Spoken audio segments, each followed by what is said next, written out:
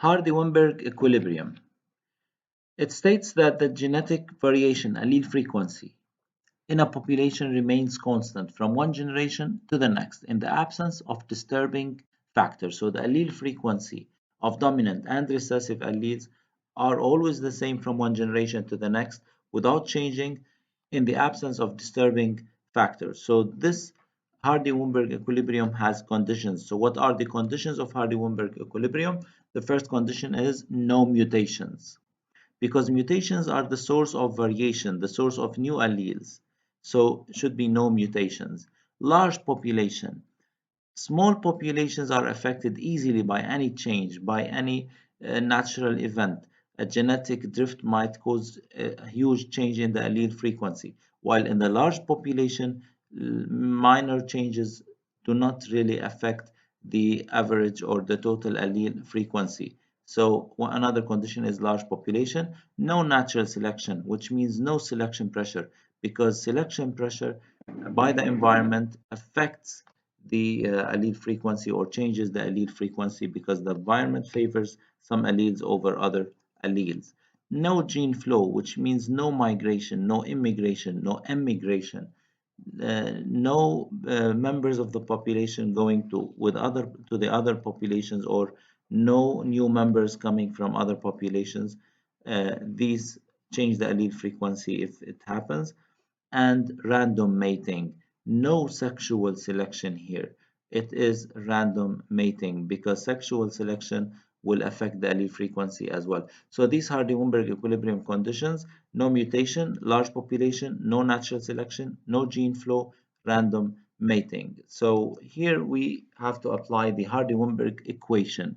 If the population in Hardy-Weinberg equilibrium, we can apply the Hardy-Weinberg equation to find the allele frequency of each allele. So we have dominant and recessive alleles. So technically, if P represents the frequency of the dominant allele and Q represents the frequency of the recessive allele. So the frequency of the dominant allele plus the frequency of the recessive allele should be the total of all frequencies. And in this case, P plus Q should be equal to 1, which is the total, like 100%. 1. Maximum probability is 1. Now, starting from this formula, you need to memorize this formula, this equation, and from that I can generate the other equation. If P plus Q equal 1, let's square both sides.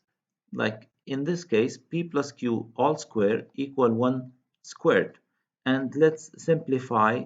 Here it will be P squared plus 2PQ plus Q squared equal 1. So this is the second equation.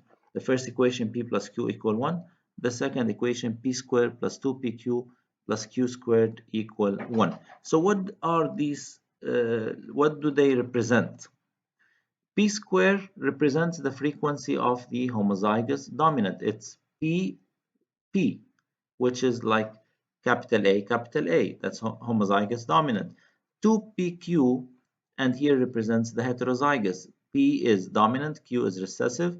In the Punnett square, if you do PQ cross PQ, you will get 2PQ. Q square, frequency of the homozygous recessive. It is as if it's like this. For example, PQ, and I have PQ. If I have a Punnett square, this will end up like this. Here we have P squared, this is PQ, and that's another PQ, and here we have Q squared. So I have 1P squared, 2PQ, and the total, of course, in this case will be 1. So P squared plus 2PQ plus Q squared equal 1. Let's do some examples.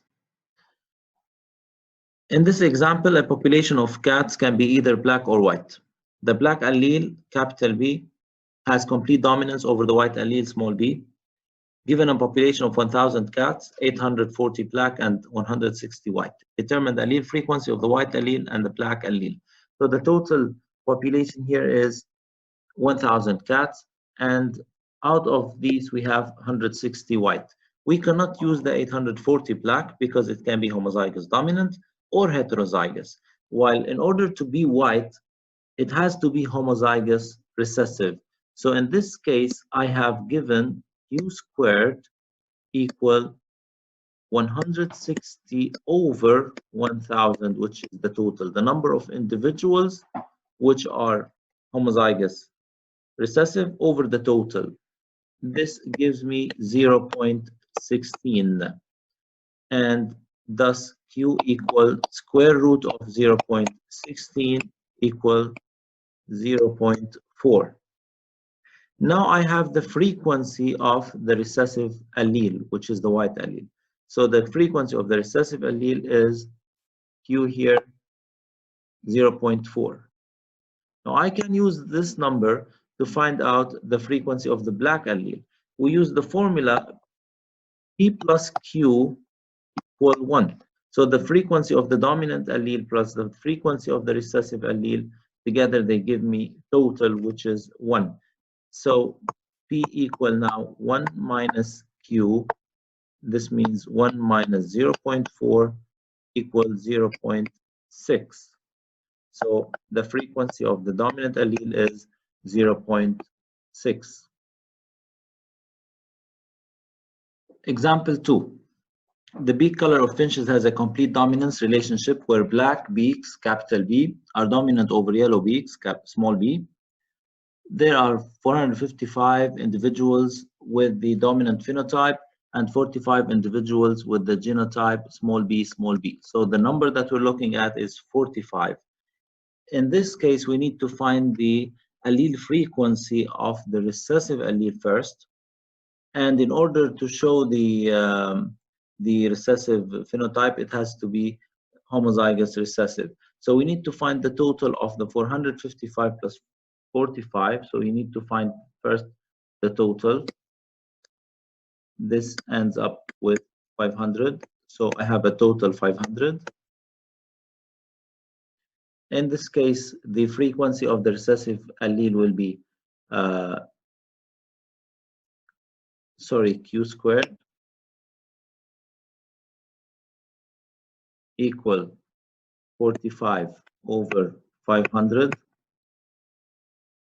In this case, it will be equal to 0.09.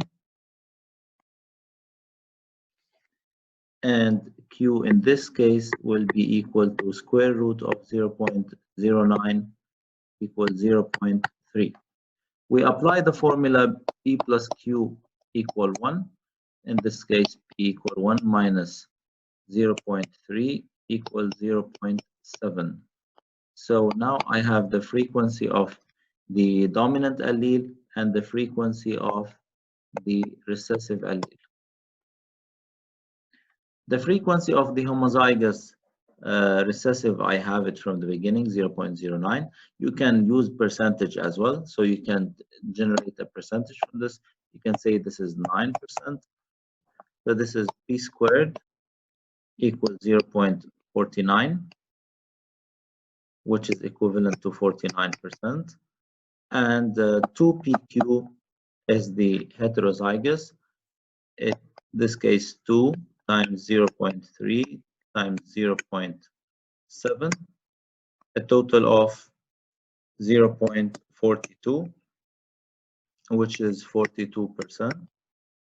If you add the percentages now, the 42% plus 49% plus 9% here, a total of 100%. The next generation of finches has a population of 400, and there are 336 with black beaks and 64 with yellow beaks. Is the population in Hardy-Weinberg equilibrium? That's the question. If it is in Hardy-Weinberg equilibrium, the allele frequency will remain constant. If the allele frequency changes, this means that it's not in Hardy-Weinberg equilibrium. So we need to calculate the allele frequency again. So we start always with the recessive, the 64. So the 64 with yellow beaks, the total here is 400. So Q squared equals 64 over 400, which is in this case will be equal to 0.04 or 0.16, 0.16. And Q equal square root of 0.16 equals 0.4. If you compare this number to the original number, sorry, it was 0.3, now it is 0.4. So the number is not the same, and since the allele frequency has changed, then it's not in Hardy-Weinberg equilibrium. Practice these questions and write your answers in the comments below the video, and let's see if you know how to use the Hardy-Weinberg equation to solve these questions. Thank you for watching and subscribe for new videos.